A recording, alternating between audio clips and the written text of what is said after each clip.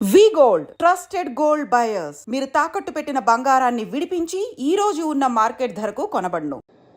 మోడీ గారు నేను బీసీని అంటాడు. మోడీ గారు వాస్తవంగా బీసీ కాదయా, లీగల్లీ కన్వర్టెడ్ బీసీ. నేను చాలా జాగ్రత్తగా ఈ పదం వాడుతున్నా, లీగల్లీ కన్వర్టెడ్ బీసీ. 2001 వరకు ఆయన ముఖ్యమంత్రి కానంత వరకు ఆయన కులము గుజరాత్ రాష్ట్రంలో ఉన్నత వర్గాలలో ఉండే. ఆయన ముఖ్యమంత్రి అయినాక ఆ కులాన్ని తీసుకొచ్చి బీసీలో కలుపుకున్నాడయా చట్టం చేసి. ఆయన పుట్టుకతో బీసీ కాదు, నరేంద్ర మోడీ గారు పుట్టుకతో బీసీ కాదు, పుట్టుకతో ఉన్నత కులము. కానీ 2001లో ఆయన ముఖ్యమంత్రి అయిన తర్వాత ఆయన కులాన్ని తీసుకొచ్చి బీసీ కులాలలో కలిపి మీ దాంట్లో ఇత్తేసి పొత్తుగూడిండు. ఇక మీ ఇష్టం, ఆ పైన మీ ఇష్టం. ఆయన కుర్చీలో నేను బీసీని ఉన్నా కదా మీకు అందరికి ఎందుకు అంటుండు. ఆయన సర్టిఫికెట్ ఈరోజు బీసీ ఉండొచ్చు, కానీ మనస్తత్వం మాత్రము బీసీల వ్యతిరేక మనస్తత్వం. బీసీ ప్రధానమంత్రి అయితే 2021లో జనాభా లెక్కలు ఎందుకు చేయలేదు, జనాభా లెక్కలలో బీసీ కులాల లెక్కెందుకు తేల్చలేదు. ఇవాళ 2025లో బీసీ లెక్కలు మొత్తం జనాభా లెక్కలు కడతాం అంటుండు.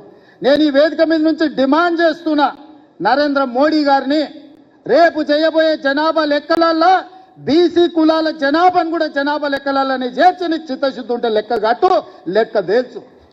ఇవాళ మేము చేసింది తప్పు అంటున్నారు కదా.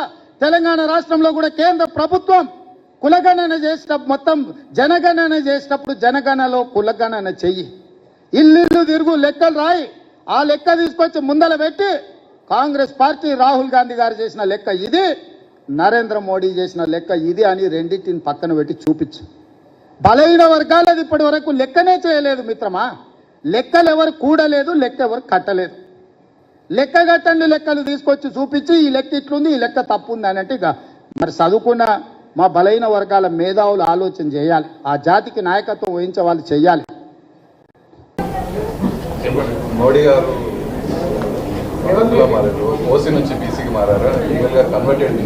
ఇప్పుడు మనిషి పుట్టేమంటే కూ అని పేరు పెడతాను చూడాల. నువ్వు బీసీ, నువ్వు ఎస్సీ, ఎస్టీ అని పెడతావు అదల్లా, లేకపోతే నువ్వు ఓసీ అని పెడతారు అదల్లా. పుట్టుకతోనే కాదు అంటే మరి రేవంత్ గారు పుట్టుకతోనే పేరు పెట్టేటప్పుడు అవి పేరు పెట్టారా? బీసీ, ఎస్సీ, ఎస్టీ, ఓసీ అని పెట్టిరా? అంటే ఒక ముఖ్యమంత్రి స్థాయిలో మాట్లాడే సందర్భంలో ఒక ప్రైమ్ మినిస్టర్ మీద మాట్లాడితే దేశవ్యాప్తంగా సంచలనం జరుగుతుందని చెప్పి, సంచలనం ఉంటుందని చెప్పి ఆ దిశతో మాట్లాడడం మంచి పద్ధతి కాదు. దేశ ప్రధానమంత్రి స్థాయిలో ఉన్న వ్యక్తి ఎవరైనప్పటికీ కూడా ఆ స్థాయిలో గౌరవించాల్సిన బాధ్యతాయుతమైనటువంటి ముఖ్యమంత్రి పదవిలో ఉన్నటువంటి వ్యక్తులకు ముఖ్యంగా అవసరం. దేశంలో ఎవరైనా గౌరవించడం, కానీ బాధ్యతాయుతమైనటువంటి గౌరవ పదవి ఉన్నటువంటి బాధ్యతలు ఉన్నటువంటి ముఖ్యమంత్రి గారికి అవసరం ఇది. ఒక ప్రధానమంత్రి మీద అవాకులు చవాకులు విసిరే ముందు ఆలోచించుకోవాల్సిన అవసరం ఉంది. ఇది రేవంత్ గారి విజ్ఞతగా వదిలేస్తున్నాం మేము. ఇవాళ 1994లో గుజరాత్లో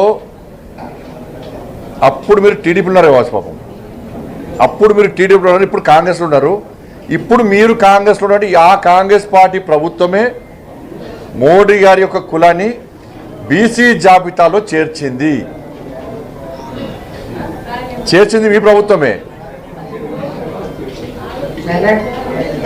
కానీ మొదటిసారి నరేంద్ర మోడీ గారు ప్రధానమంత్రి అయిన తర్వాత ఈ దేశంలో ప్రతి ఒక్క బీసీ వెనుకబడిన వర్గాలకు చెందిన ప్రతి ఒక్క వ్యక్తి కూడా మేమే ప్రధానమంత్రులు అయినామని చెప్పి ఒక సంతోషాన్ని వ్యక్తం చేశారు. అన్ని బీసీ సంఘాలు సంతోషాన్ని వ్యక్తం చేసినాయి.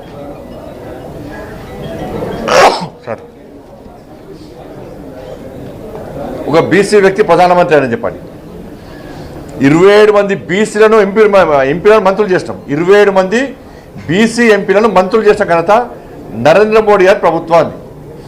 మరి దేశంలో ఇన్ని సంవత్సరాలు మీ ప్రభుత్వం ఏర్పడ్డది, ఎంతమంది బీసీలకు ఇచ్చారు? మేము 12 మంది, మొదటిసారి 12 మంది ఎస్సీ సామాజిక వర్గానికి సంబంధించినటువంటి ఎస్సీ ఎంపీలను మంత్రులు చేసినాం. 8 మంది ఎస్టీ మంత్రులను ఎస్టీ ఎంపీలను మంత్రులు చేసినాం. మరి మీ ప్రభుత్వం జాబితాను విడుదల చేయండి. ఈసారి 17 మంది బీసీ ఎంపీలను మంత్రులు చేసినాం. మరి మీ ప్రభుత్వం లెక్కేంది?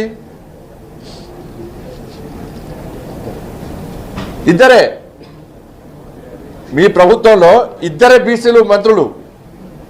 మరి మీరు సర్వే చేసినటువంటి మొన్న సర్వే చేసినటువంటి దానిలో మీ లెక్క ప్రకారం 42% బీసీలు ఉన్నారని చెప్పి మీ లెక్క ప్రకారమే 42% మరి బీసీలు ఉంటే మీ ప్రభుత్వంలో ఎంతమంది బీసీలను మంత్రులు చేయాలి?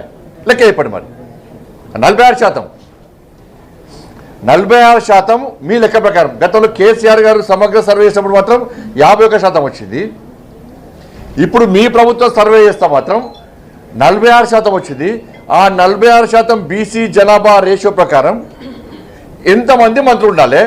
మీ ప్రభుత్వంలో ఎంతమంది బీసీ మంత్రులు ఉన్నారో చెప్పండి. మరి ఇది బీసీలను గౌరవించట, బీసీలను అవమానపరచట ముఖ్యమంత్రి రేవంత్ రెడ్డి గారు చెప్పాలి. ఉత్తరప్రదేశ్ ఎన్నికల సందర్భంగా ఉత్తరప్రదేశ్లో ఉన్నటువంటి అన్ని జాతులు, బీసీ సంబంధం అన్ని జాతులు ఒకటై ప్రధానమంత్రిగా బీసీ ఎక్కడికి గెలిపించాలి. ఈ దేశంలో అగ్రవర్ణాల్లో పేదలు కూడా ఈడబ్ల్యూఎస్ ఇచ్చింది కేంద్ర ప్రభుత్వం.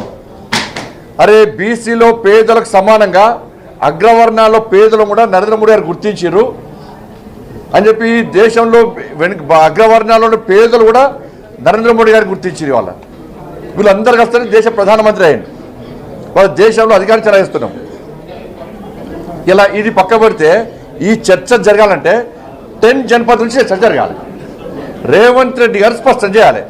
మీ ఆది నాయకుడు రాహుల్ గాంధీ గారు ఏ కులానికి సంబంధించిన వ్యక్తి, ఏ మతానికి సంబంధించిన వ్యక్తి, ఏ దేశానికి సంబంధించిన వ్యక్తి, ఆయన బీసీయా, ఎస్సీయా, ఎస్టీయా, ఫార్వర్డ్ క్యాస్టా స్పష్టం చేయండి. మీరు వాళ్ళ నాన్న ఫిరోజ్ ఖాన్ గాంధీ, వాళ్ళ తాత రాహుల్ గాంధీ గారి తాత ఫిరోజ్ ఖాన్ గాంధీ, వాళ్ళ అమ్మ ఆయన ముస్లిం, వాళ్ళ అమ్మ సోనియా గాంధీ క్రైస్తవురాలు, దాంతోపాటు ఇటలీ దేశస్తురాలు.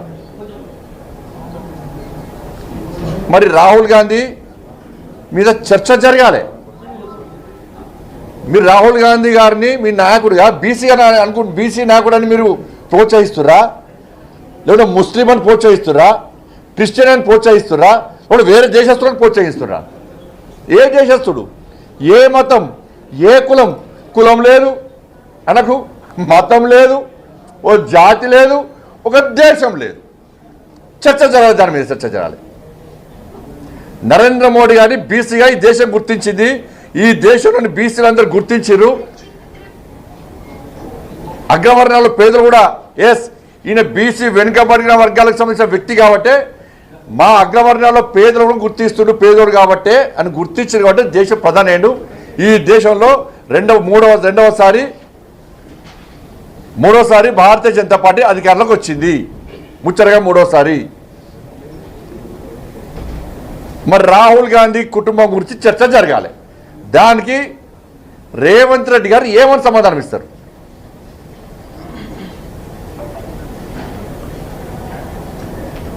కొరువుతో తల కొట్టుకోవడానికి ఇదే. మీరు 6 గ్యారెంటీల గురించి మాట్లాడుంది అంటే నేను మళ్ళీ చెప్తున్నా. మరి దీని మీద ఎమ్మెల్సీ ఎన్నికలు జరుగుతున్నాయి, 3 ఎమ్మెల్సీ ఎన్నికలు జరుగుతున్నాయి.